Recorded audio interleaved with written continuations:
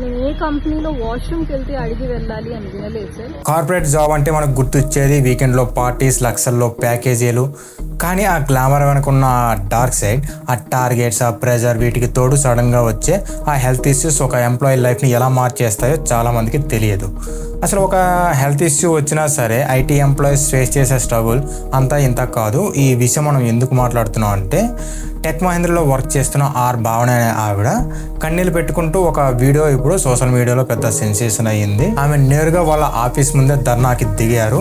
ఒక మహిళ ఇలా కన్నీళ్ళు పెట్టుకుంటూ రోడ్డు మీదకి రావడం నిజంగానే అందరికీ కలిసి వేస్తుంది. కానీ ఒక కార్పొరేట్ ఇష్యూని కేవలం ఎమోషన్స్తో మాత్రమే డిసైడ్ చేయలేం కాబట్టి అసలు భావన చేసిన ఆరోపణల ప్రకారం అసలు ఏం జరిగిందో లాజికల్గా ఆలోచిద్దాం. ఇవన్నీ ఆమె వ్యక్తిగత ఆరోపణలు మాత్రమే అని, ఇంకా అధికారంగా నిర్ధారించబడలేదని ముందుగా గుర్తుపెట్టుకోవాలి. ఈ మొత్తం ఇష్యూలో తప్పు ఎవరిది? ఒక ఆర్డినరీ ఫీమేల్ ఎంప్లాయీని రోడ్డున పడేసిన కార్పొరేట్ కంపెనీదా, లేక సిస్టమ్ రూల్స్ని సరిగ్గా ఫాలో అవ్వని ఆ ఎంప్లాయీదా? అసలు ఏం జరిగిందో ఈ వీడియోలో డీటెయిల్గా మాట్లాడుకుందాం. దానికంటే ముందు వీడియోకి ఒక లైక్ చేసి చూడండి, కొంచెం సపోర్ట్ చేసినట్టు ఉంటుంది. భావన టెక్ మహీంద్రాలో జాయిన్ అయ్యి జస్ట్ 4.5 months అవుతుంది.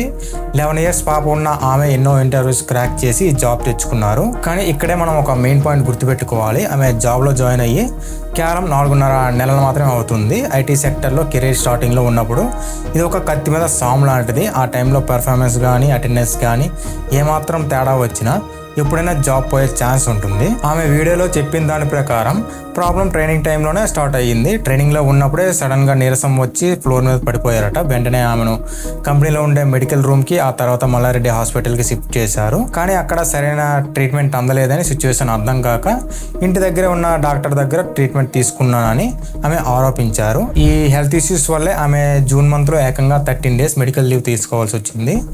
జాబ్లో జాయిన్ అయిన కొత్తలో 13 days కంటిన్యూస్గా లీవ్ పెట్టడం అనేది ఏ ఐటీ కంపెనీలో అయినా పెద్ద రెడ్ ఫ్లాగ్ అవుతుంది. ఇక్కడే మేనేజ్మెంట్కు ఆమెకు ప్రాబ్లం స్టార్ట్ అయింది. అయితే భావన ఆరోపణల ప్రకారం ఆ సిచ్యువేషన్లో మేనేజ్మెంట్ డీల్ చేసిన విధానం చూస్తే ఎవరికైనా కోపం వస్తుంది. మెడికల్ లీవ్లో ఇంట్లో ఉన్న టైంలో కంపెనీ నుంచి ఆమెకు ఒక వార్నింగ్ లెటర్ వచ్చింది. ఆ లెటర్లో యూజ్ చేసిన లాంగ్వేజ్ చాలా హార్ష్గా ఉందని, కనీసం హెల్త్ ఎలా ఉందని ఒక్క మాట కూడా అడగలేదని ఆమె ఆరోపించారు.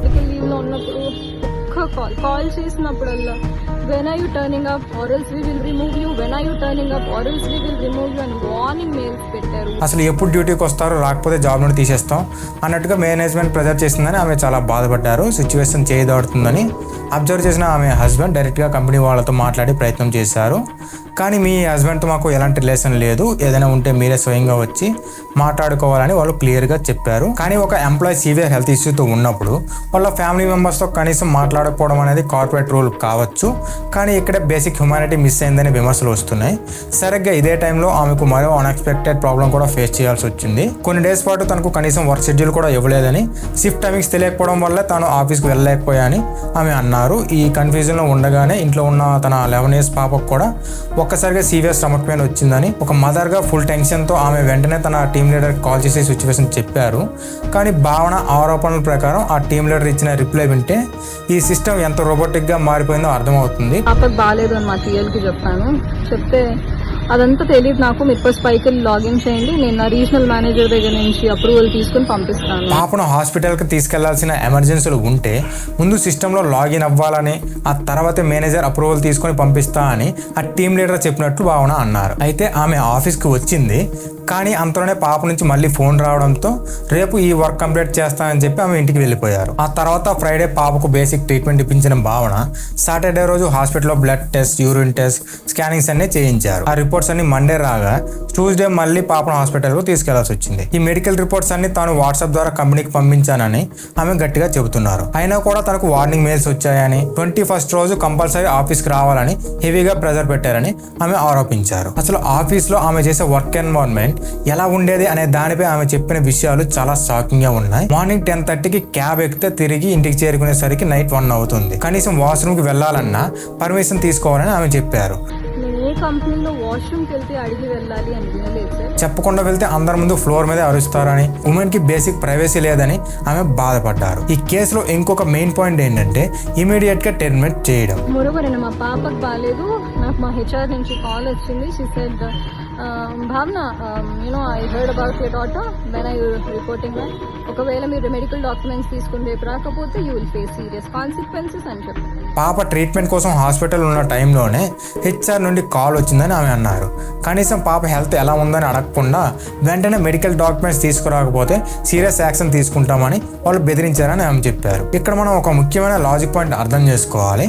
ఆమె జాబ్లో జాయిన్ అయ్యి జస్ట్ 4.5 months అవుతుంది, అంటే సుమారు 35 రోజులు మాత్రమే. కొత్తగా జాబ్లోకి వచ్చినప్పుడు పర్ఫార్మెన్స్ కానీ అటెండెన్స్ కానీ ఏమాత్రం తేడా వచ్చినా ఇమీడియట్ గా టెర్మినేషన్ చేసే రూల్స్ ఏ కంపెనీకైనా ఉండొచ్చు. స్టార్టింగ్ లోనే వరుసగా ఇన్ని లీవ్స్ రావడం వల్ల ఆ కంపెనీ ఇలా నిర్ణయం తీసుకుని ఉండొచ్చు.